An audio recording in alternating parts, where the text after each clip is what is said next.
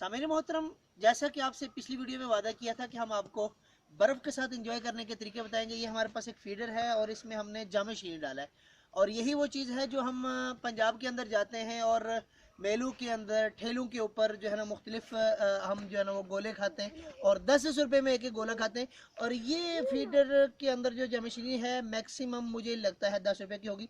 आइए हम देखते हैं कि हम इस 10 रुपये के अंदर हम कितने गोले बनाते हैं। और ये आसान सा हल है, यों से हम इसे उठाते हैं और ये इसको साफ साफ हमने बनाया। और आप खाना पसंद करेंगे? अच्छा जी। और अच्छा बेटा,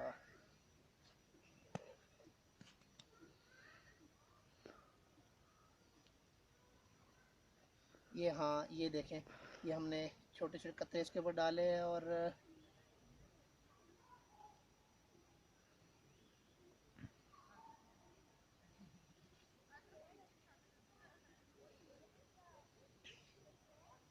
ये ले, ये आप खा के चेक करें क्या इसका जायका आपको अच्छा लगता है। आप बहुत अच्छा है। अच्छा, इतना इतना डाल के दो। चलो ठीक है, आपको छोटा सा बना के देंगे, आप छोटा सा गोला खाकर एंजॉय करेंगे। और ये देखें, ये एक दो तीन चार।